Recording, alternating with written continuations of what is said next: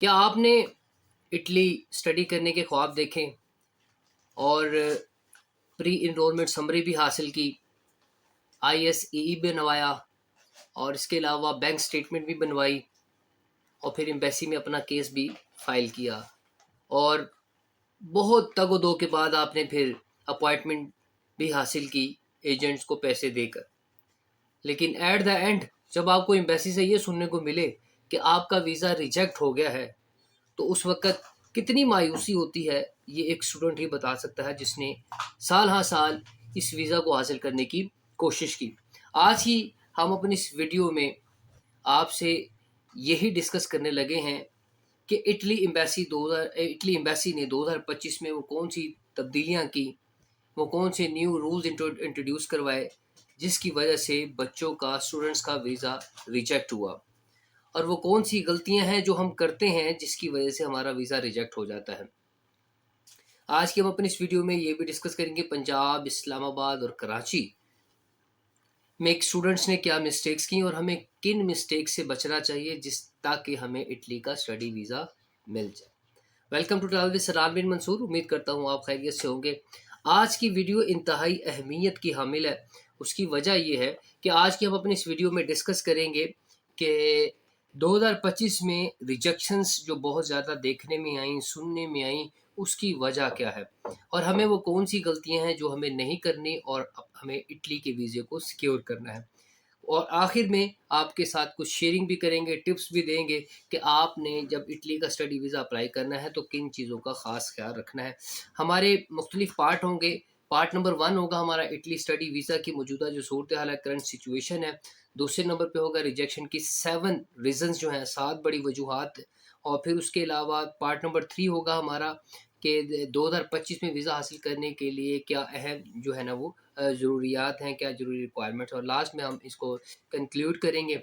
ठीक है, तो सबसे पहले हम चलते हैं मौजूदा सूरत हाल में कि इस वक्त करंट सिचुएशन क्या है इटली एम्बेसी में स्टडी वीज़ा की। 2025 में इटली के लिए पाकिस्तानी स्टूडेंट्स की दरख्वास्तों में बड़ा इजाफा देखा गया, यानी 2025 में बहुत सारे लोगों ने इटली स्टडी के लिए वीज़ा अप्लाई किया है। जैसे कि आप लोग जानते हैं पाकिस्तान में इस वक्त जो क्राइसिस है, इकोनॉमिक क्राइसिस है, इकोनॉमी इंस्टेबिलिटी है, तो बहुत सारे लोग जो है ना वो आउट ऑफ कंट्री जाना चाहते हैं। 2024 में तकरीबन आपने देखा कि कितनी बड़ी तादाद में लोगों ने पाकिस्तान छोड़ा और उनमें ज़्यादातर पढ़े लिखे लोग थे। तो इस साल भी 2025 में भी ऐसा ही हो रहा है कि बहुत सारे स्टूडेंट्स ने, पाकिस्तानी स्टूडेंट्स ने बाहर अप्लाई किया। तो उस सिलसिले की उसकी वजह से एम्बेसी के ऊपर लोड भी आया और स्टूडेंट्स ने बहुत ज़्यादा गलतियाँ भी की। तो इसके बाद ख़ास तौर पर पंजाब, कराची और इस्लामाबाद में हज़ारों तलबा ने प्री इनरोलमेंट के बाद वीज़ा भी अप्लाई किया। मगर इस साल जो एम्बेसी ने काफ़ी सख्ती की, ख़ास तौर पर फ़ंड्स, ISEE और डॉक्यूमेंट्स वेरिफिकेशन पर बहुत से स्टूडेंट्स को रिजेक्शन के लेटर मिले, जिनमें सिर्फ एक लाइन लिखी थी और वो लाइन क्या थी? Applicant has not provided sufficient proof of financial means, genuine intentions. अच्छा जी, ये इंशाल्लाह मैं मिड ऑफ द अपनी वीडियो के जाके इसको डिस्कस करूंगा। इसके ऊपर मैंने डिटेल वीडियो भी बनाई हुई है। फिलहाल हम अपने सेकंड पार्ट की तरफ चलते हैं। सेकंड पार्ट हमारा क्या है? फंड्स और बैंक स्टेटमेंट में जो गलतियां की हैं, सॉरी, हमारा सेकंड पार्ट है रिजेक्शन की जो 7 रीजंस है, उनमें सबसे पहले रीजन है फंड्स और बैंक स्टेटमेंट की में गलतियां। याद रखें, इसमें मैंने डिटेल वीडियो बताई, आपको क्वेश्चन के आंसर्स भी दिए एंड प्लस मैंने लाइव सेशन भी किया स्पेसिफिकली बैंक स्टेटमेंट के हवाले से कि आपके पास जो प्रूफ है ना, आपने उन प्रूफ को कैसे साबित करना है कि वो पैसे आपके पास कहाँ से। जब आप प्रूफ को अपने फंड्स को प्रूफ नहीं कर पाएंगे, उसके साथ सफिशिएंट आपके डॉक्यूमेंट्स नहीं अटैच होंगे, नतीजा क्या निकलता है कि वो रीजन बन जाती है आपकी वीज़ा रिजेक्शन की। ठीक है, तो ज़्यादातर स्टूडेंट्स की जो इस साल रिजेक्शन हुई है वो सिर्फ इस वजह से हुई है कि उन्होंने अपने फंड्स को वो प्रूफ करने में, उसे डिस्क्राइब, एक्सप्लेन करने में वो बच्चे नाकाम रहे और उनका वीज़ा जो है ना वो रिजेक्ट हो गया। स्टूडेंट्स ने शो मनी कम दिखाई और एकदम बड़ी रकम डाली।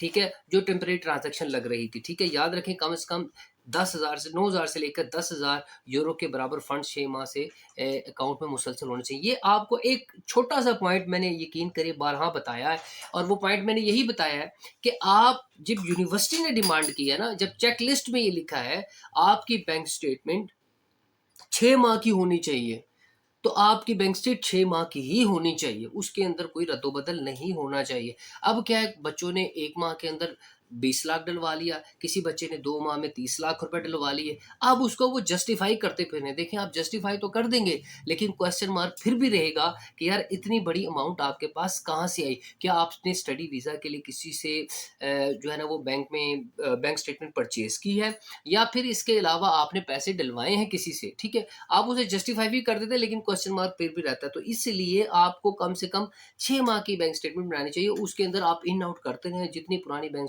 स्टेटमेंट होगी, उतना ज़्यादा आपको जो है ना वो उसका फ़ायदा होगा। सेकंड रीज़न जो बनी है इस साल रिजेक्शन की, उसमें आईएसईई सर्टिफ़िकेट है।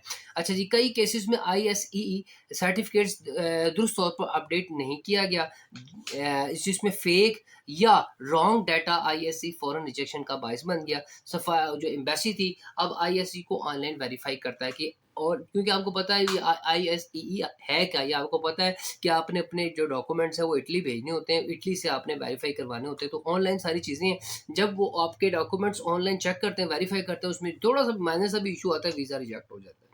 ओके, थर्ड नंबर पे आ रहा है जी आपका रॉन्ग एंड अनकम्प्लीट डॉक्यूमेंट्स। तो कुछ एप्लीकेंट्स क्या करते हैं, यूनिवर्सिटी एक्सेप्टेंस लेटर या प्री इनरोलमेंट की पुरानी कॉपी लगा देते हैं, या फिर प्रूफ ऑफ अकोमोडेशन नहीं लगाते। ठीक है, जब ये आप अधूरे डॉक्यूमेंट्स यानी इनकम्प्लीट डॉक्यूमेंट्स आप लगाते हैं, तो डेफिनेटली फिर आपको इस चीज़ का सामना करना पड़ता है। अच्छा जी, नेक्स्ट वेरी इंपॉर्टेंट है, मिस्टेक नंबर 4 है इंटरव्यू में आपका कॉन्फिडेंटली और प्रॉपर आंसर ना देना। अच्छा जी, इस्लामाबाद एम्बेसी में इंटरव्यू के दौरान ये बात जो देखी गई कि तालिबे इल्म यानी स्टूडेंट्स वाक़ई पढ़ाई के लिए जा रहे हैं या सिर्फ वीज़े के लिए जा रहे हैं। व्हाई इटली और व्हाई दिस कोर्स के जवाब तैयारी करने के बगैर देने से किसी केस आपका क्या हो जाता है, कमज़ोर हो जाता है। देखिए 2 क्वेश्चन है, why you choose Italy and why you choose this course. आपको इसका बैकग्राउंड पता होना चाहिए कि आपने जो आर्टिफिशियल इंटेलिजेंस का कोर्स चूज़ किया है, इसकी रीज़न क्या है, आपका बैकग्राउंड इससे मैच करता है कि नहीं करता, कि आप पीछे कंप्यूटर साइंस की है आपने, आपका जो प्रोफेशनल करियर है एआई से रिलेटेड है या नहीं है, ठीक है। दूसरी बात, व्हाई चूज़ इटली, आपने इटली ही क्यों चूज़ किया। ये 2 क्वेश्चन हैं और इसके आंसर आपको प्रॉपर्ली और कॉन्फिडेंटली देने हैं, देन वो सैटिस्फाइड होंगे कि हाँ यार आप इस पर्पज़ के लिए जा रहे हैं और आपका पर्पज़ जेन्युइन है। जब आप इन दोनों क्वेश्चन में डगमगाएँगे, आपका कॉन्फिडेंस शेक करेगा, तो डेफिनिटली वो शक होगा। जहाँ शक होगा याद रखिए वहाँ वीज़ा रिजेक्ट होगा आपका, ठीक है? 5वें नंबर पे स्टडी गैप और गैर वाज़िह प्लान। देखें, जितना आपका स्टडी गैप होगा उतनी कन्फ्यूजन ज़्यादा होगी, लेकिन अगर आपने स्टडी गैप को कंप्लीट किया हुआ है, उसके साथ आपने सर्टिफिकेट्स लगाए हुए हैं, एक्सपीरियंस लेटर लगाया हुआ है, तो वो आपके लिए कोई प्रॉब्लम नहीं। लेकिन अगर नहीं लगाया तो वो आपका वो स्टडी गैप इश्यू बन जाता है, ठीक है? नंबर 6 पे फेक और इर्रेलेवेंट डॉक्यूमेंट्स। अच्छा जी, फेक अकोमोडेशन प्रूफ या स्पॉन्सरशिप लेटर्स, अगर ये फेक हैं और अगर ये पकड़े गए तो फिर वो आप ब्लैकलिस्ट कर देते हैं और देन वीज़ा डेफिनिटली रिजेक्ट हो जाता है। अच्छा जी, नंबर 7 पे जो मिस्टेक है, अपॉइंटमेंट इश्यूज और लेट सबमिशन। देखें जी, बिल्कुल बिल्कुल ठीक है।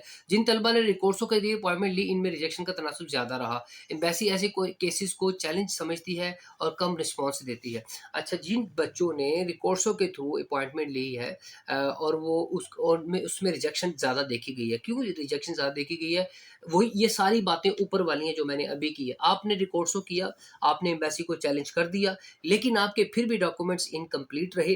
आपने जो है ना वो फाइनेंशियल फंड्स को प्रूफ नहीं कर सके, तो डेफिनेटली रिजेक्शन में चला जाता है। और रिजेक्शन में फिर जिद में चला जाता है कि एक तो हमें जो इन्होंने काउंटर बीन के इन्होंने हमें चैलेंज किया, और फिर जो है ना वो डॉक्यूमेंट्स भी कंप्लीट नहीं आए, तो नतीजा क्या निकला कि वो आपका जो वीज़ा है वो रिजेक्ट हो गया।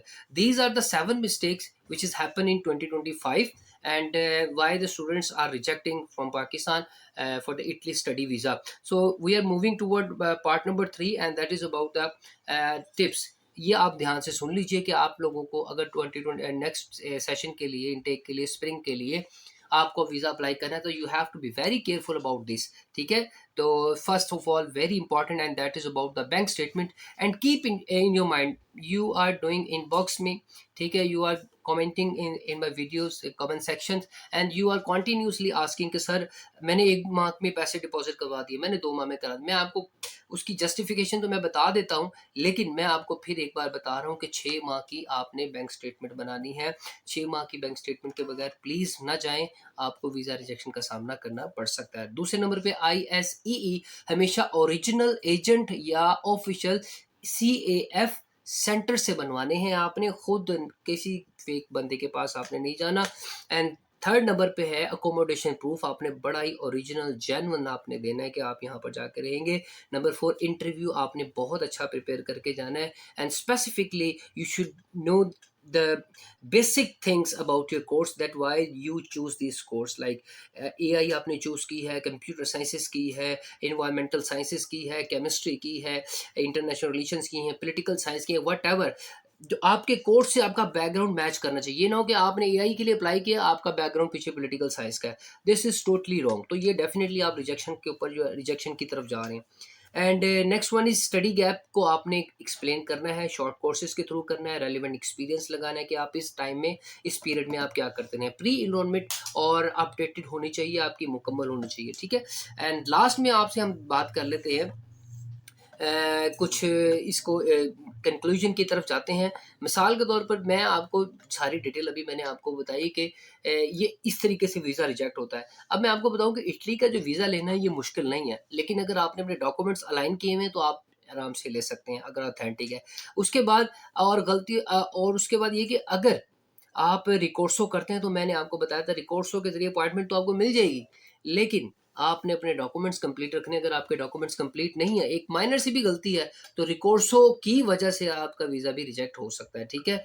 और इसके साथ साथ आपने इस बात का बहुत ज़्यादा ख्याल रखना है कि जो आपने टेस्टेशन करवानी है वो भी प्रॉपर होनी चाहिए। तो ये थी आज की हमारी वीडियो, ये थी आज की हमारी डिटेल कि 2025 में जो रिजेक्शंस हुई हैं वो क्यों हुई हैं, उसकी रीज़न्स क्या हैं, वो सारी मैंने आपको डिटेल बता दी। अब आपका काम ये है कि जब भी आप अप्लाई करेंगे तो बड़े ही ध्यान से आपने करना है, अपने सारे डॉक्यूमेंट्स को मुकम्मल चेक करके देन अप्लाई करना है। इसके अलावा आपका कोई क्वेश्चन है तो आप मुझे इनबॉक्स कर दीजिए, इंशाल्लाह मैं आपको प्रॉपर रिप्लाई करूँगा। And thank you so much for watching tell this Sanan bin Mansoor.